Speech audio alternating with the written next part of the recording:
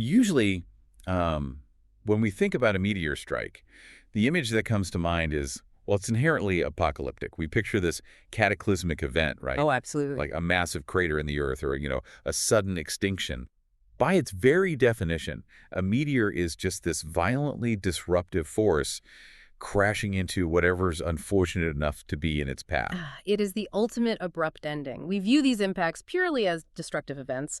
An object falls from the sky, leaves a permanent scar on the landscape, and whatever story was taking place in that location is suddenly over. Right. But today, we're going to look at a piece of source material that completely flips that script. Like, what if a meteor crash wasn't an ending, but the very clumsy beginning of something entirely new? It's an interesting premise. What if, instead of bringing destruction, it was actively trying to bring life? Now, I will level with you here. The text we are unpacking today is actually a children's story. It's called Cosmo the Meteor's Galactic Garden. And you might be wondering why we are dedicating an entire deep dive to a story about a cartoon space rock. Exactly. I mean, it sounds like quite a stretch at first glance. It does. On its surface, it really just reads as a sweet, simple tale about a meteor that wants to learn how to plant flowers. But if you look past the illustrations, the narrative actually houses a surprising amount of insight into the mechanics of learning. It explores the absolute necessity of foundational knowledge, the psychology of why beginners constantly overcorrect. Oh, the overcorrection is huge in this story. Right. And it looks at the delicate art of balancing enthusiasm with actual skill. Ah.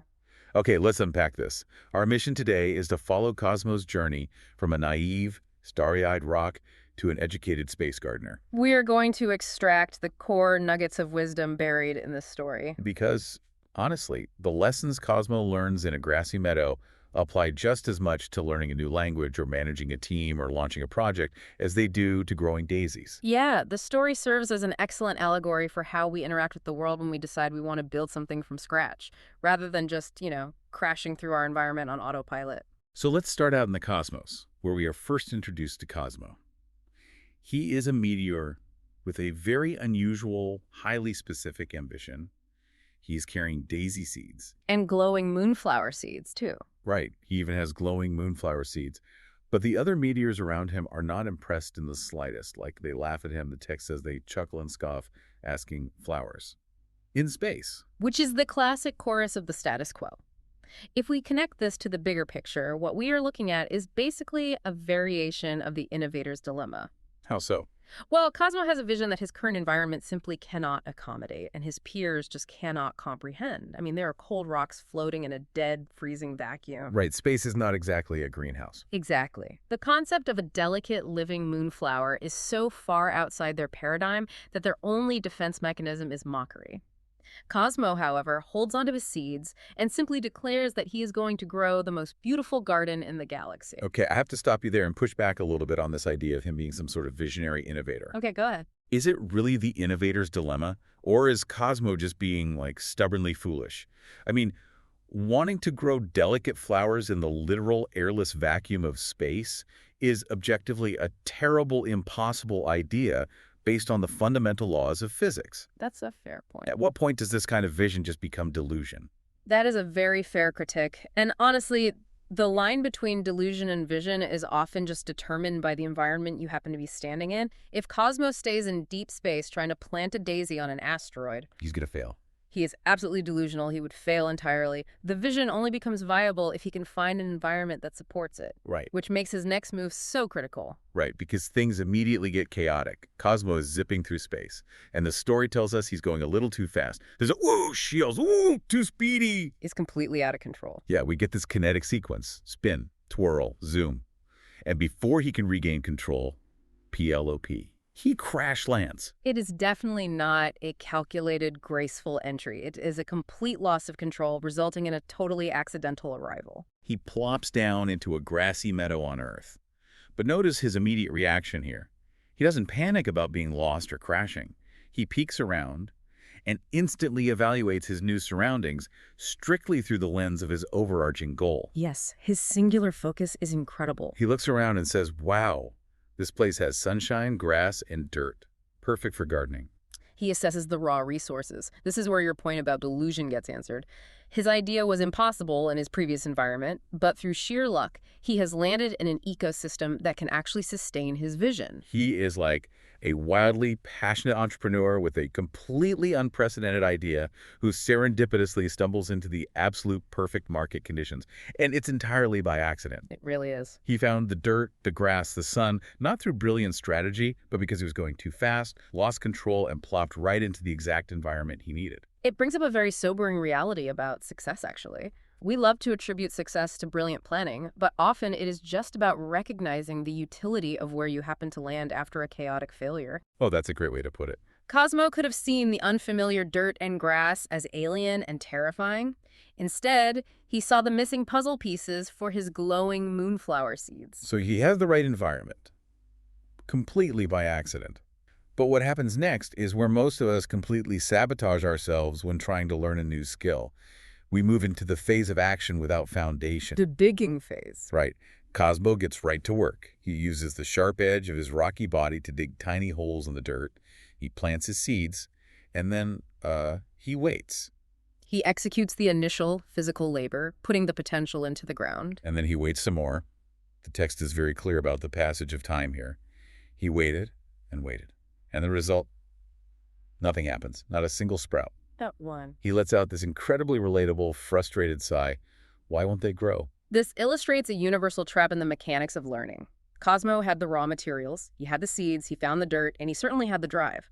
But he completely lacked the foundational knowledge of the biological process. Think about how often we rely on this exact same meteor logic in our own lives.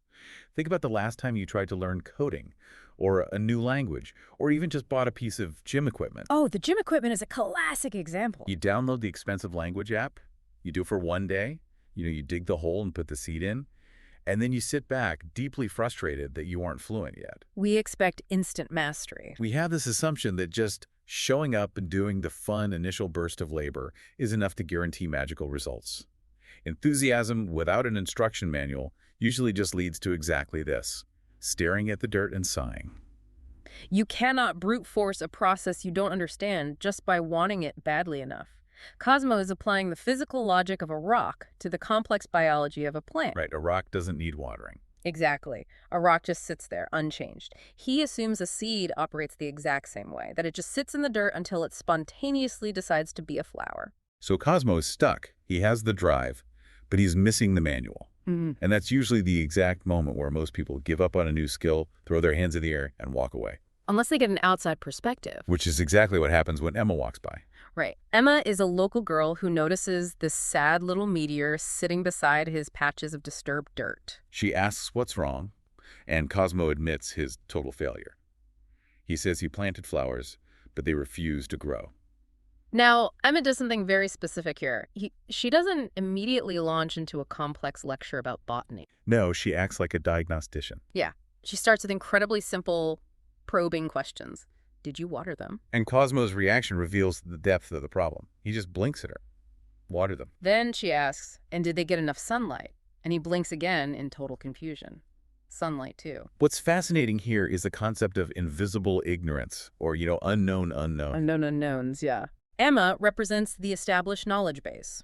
When you are entirely new to a field, the things you don't know are completely invisible to you. Cosmo didn't just forget to water the seeds. He didn't even know that watering was a concept that existed in the universe of gardening. It wasn't even on his radar. Right. Emma's questions gently reveal his blind spots. And once the blind spots are exposed, Emma sits down and delivers the foundational lesson. She holds up her hand and counts out the 4 basic needs of plants on her fingers: sunlight, water, soil, air. She is establishing the unbendable parameters of the system he is trying to operate within. But she doesn't stop at a rote list to memorize. She explains the underlying mechanism of those 4 things. She tells him they use sunlight to make their own food. Which is a huge revelation for him. It absolutely blows Cosmo's mind. He has this wide-eyed, incredible realization and shouts, "Plants are tiny chefs." Emma giggles and agrees that, yes, in a way, they are. That specific interaction is the core of effective pedagogy. Emma takes a deeply complex biological process, photosynthesis, the conversion of light energy into chemical energy, and she distills it into a completely relatable mental model for a beginner.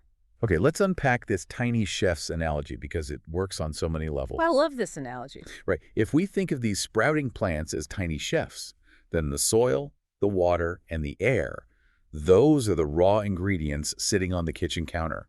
They are absolutely essential. You cannot bake anything without ingredients. You need the flour and the eggs. Exactly. But the sunlight is the oven. That maps perfectly. If you don't turn the oven on, those ingredients are just going to sit on the counter forever, doing absolutely nothing. Cosmo had the ingredients. He had the soil he dug up. He had the ambient air around him.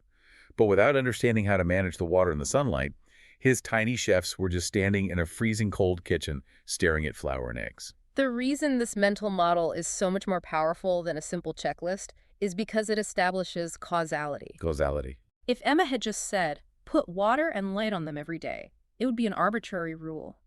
The human brain really struggles to retain arbitrary commands. I just forget them. Exactly. But by explaining that the plants are making food, she gives Cosmo a logical framework. He now understands the why. He understands that one action directly fuels the other. He understands the theory, but as anyone who has ever tried to learn a new skill knows, understanding the theory in your head is vastly different from mastering the physical execution. Which leads to what might be the most revealing moment in the entire story. Oh, the comedy of overcorrection. Cosmo is deeply excited by his new knowledge. He finally understands the mechanism. He knows these tiny chefs need water to cook their food, so what does he do? He goes a bit overboard. He grabs an entire bucket of water and just dumps it directly onto the garden. SPLH. Yeah. The seeds literally float away in a tidal wave of mud. He panics, shouting, "Oh no!" This raises an important question about how we actually apply new knowledge. Knowing what to do is only half the battle. Knowing the measure, the timing, and the proportion of how to apply it is where actual skill is forged. And here's where it gets really interesting. Cosmo's unbridled enthusiasm almost ruined the entire project permanently. It shows you that over-indexing on a good thing can be just as destructive as doing nothing at all. It's so true. I want you to think about how this applies in a professional setting.